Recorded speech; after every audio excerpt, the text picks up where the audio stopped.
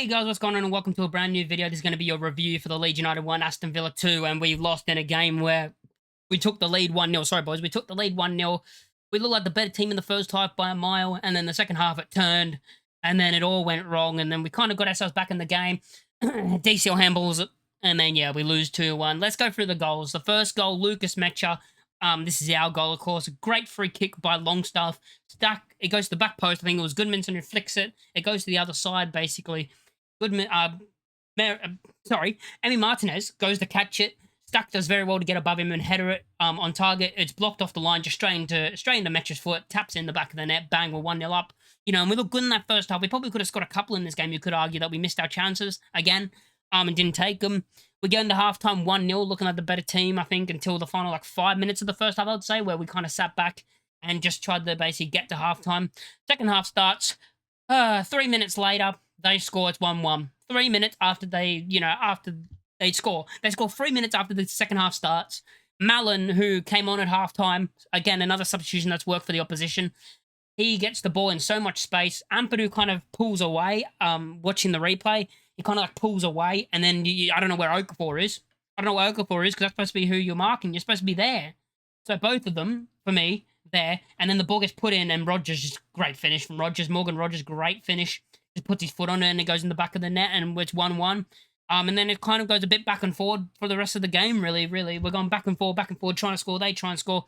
We then make ourselves where DCL and Dan James come on, and then Morgan Rogers scores a free kick from, oh my God, do we talk about it? Goodmanson, again, Goodmanson making an error that costs us a goal. He stops the ball, slips over, gives it away, and then Struck comes flying through. I mean, Struck had to make a challenge because you have to try and win the ball, otherwise it's one-on-one. It's one-on-one with the keeper. It's one-on-one with Perry. Rogers would have, whoever, I don't think it was Rogers actually, but whoever it was, would have been one-on-one with the keeper. So he comes flying through, gives away the free kick. Oh, when they were setting up the free kick, I'm like, they're scoring this.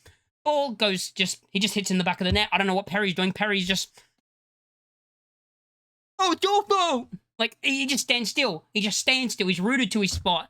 And he just starts blaming the defenders, starts shouting at them. I'm like, you're the goalkeeper. The ball's gone over the wall completely. No one could have jumped for that. Even if the players were another foot tall, they wouldn't have got to that. The ball went high. It was a little, it was a knuckleball. He knuckleballed it in the back of the net. And Perry just, where the ball has actually gone, a keeper should be able to save that. A Premier League keeper should be able to save that, in my opinion. Maybe that's a bit harsh. Maybe it's harsh. But I think a Premier League keeper should be able to save that. Because it's not even near the corner. It's like just to the side. He's just rooted to his spot and standing still. I don't know why. And I've said this, I'm worried about Perry. I don't know if he's Premier League level. And he should save that, in my opinion. Maybe that's harsh, and maybe you guys have a different opinion. But he should save it, in my opinion. That's what I was pissed off about. And then from kickoff, guess what? We score. We score. VAR, DCL handball. Because DCL had to fucking handball it.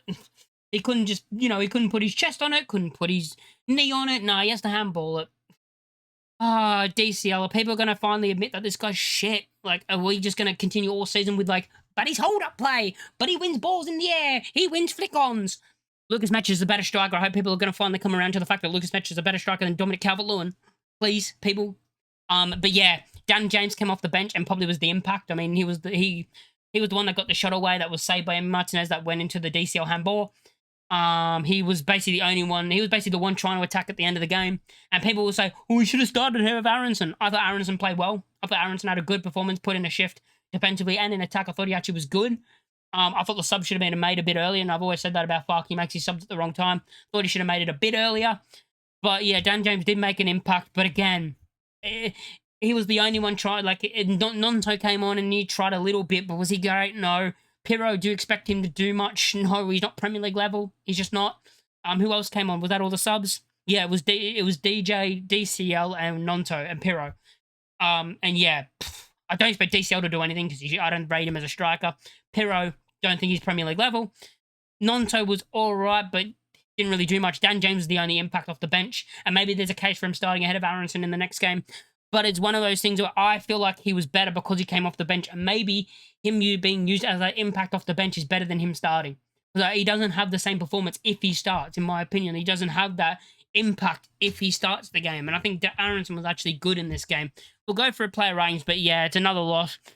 Would I sack Farke right now? Honestly, people will be mad when I say this, but no. Honestly, no. I don't think we should sack Farke right now. We should give him the City, the Chelsea, and the Liverpool game. And then if it's gone wrong and we got 0 points out of the next 3, we don't expect anything against Man City, but against Liverpool and Chelsea, if we get 0 points, then it's probably time to go. Or maybe if we give him Chelsea, maybe we sack him before the Liverpool game, because Liverpool are a team that's beatable. So with Chelsea, in my opinion, but maybe we give him the Chelsea game.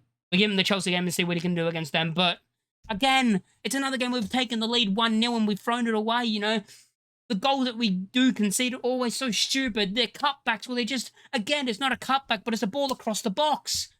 It's just so frustrating. It's really frustrating because we can't take our chances, and it seems like every time we give the opposition a chance, and every time we're on top, and then we give the opposition a chance, they'll just score. So frustrating. But yeah, I'll go for player ratings. Perry, 5. Goodmanson, I thought, besides his slip, was actually all right. I'm giving him 5.5. Strauch, I thought, was good at the back. I'm giving him a 6, even though he gave away the free kick. I thought defensively he was very good, and he should be still ahead of BL, because I don't rate BL at all. We need to talk about the signing of BL soon, because, God, it feels like a waste of 15 million. It really does. Rodon, I thought, again, very good performance. I'll give him a 7. Bogle, I thought, was good as well. I'm going to give him a 7. For midfield 3, I'm going to, we can't really give Stack a rating. Tanaka came on. I thought Tanaka was very good. I thought the way he, like, reads the game and intercepts passes that are being put through, like, they'll try a pass and he reads the game so well to be able to block it. And I thought he did very well a couple of times with that. He tries to go forward. You know, he presses. There's something different about having him than Stack, which is why I would have started him ahead of Stack, is because he actually presses. He'll continue pressing. You know, if it goes back to the keeper, he'll continue pressing the keeper. So yeah, I thought Tanaka, I thought played well. I'm going to give him a 7. Ampadu, I thought played well as well. I'm going to give him a 7. Longstaff as well, 7. Then the front 3, I thought Okafor, 6.5. Good performance. He was dangerous at times. But yeah, and again, I want a bit more from Okafor. I thought he was good, but I still want a little bit more. I want that end product. I want that goal. I want the assist.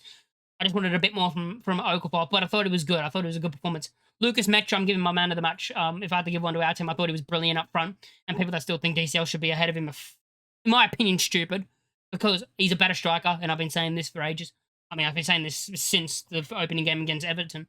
But yeah, I'm going to give him an 8, man of the match for us. And then Aronson on the other side, I'm going to give a 7, because I thought he played well defensively. I thought he came back and did well defensively to help Bogle, which, you know, that's what you want from your winger in this system. Thought he did very well at that. In attack, I thought he was good. The moment I understand everyone's pissed off as bad is probably when he went forward and lost it, and then they counter-attack and had a chance. The guy was tired at that point, which is when I go back to Fark and saying you should have brought him off. But before then, before that moment happened, he should have been off the pitch. Leeds United should have made their subs earlier. Aronson was tired. I think he had a very good performance, and then he was, you know, he was one of those players that, like, he needed to come off because he had no energy left. He needed to come off a bit earlier. I know he stayed on and played in the 10. Maybe we should have changed it a bit earlier and moved him into the 10. And brought James on a bit earlier. But I just thought, yeah, I didn't think... That's what I thought about that moment. I thought that he was just a bit tired. And that happens when you're a player and you're tired. You know, it's hard. But yeah, I thought overall his performance was actually very good. I thought he was, yeah, good. But yeah, again, a performance where I would say we're probably the better team for the first half. And then the second half, probably, you could argue it was about even, to be honest, in that second half. Maybe they won the second half. But then in the overall game, you could argue it should have warranted a draw. You know, warranted a draw.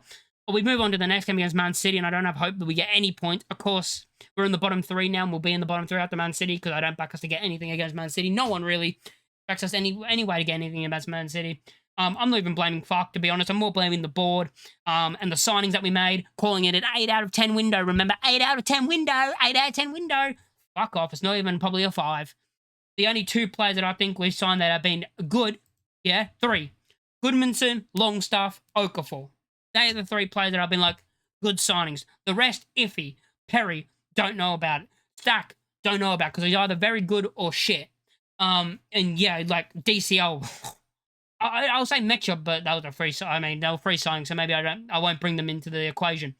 But it's just so frustrating. I'd rather, I don't know. We should have signed someone else probably.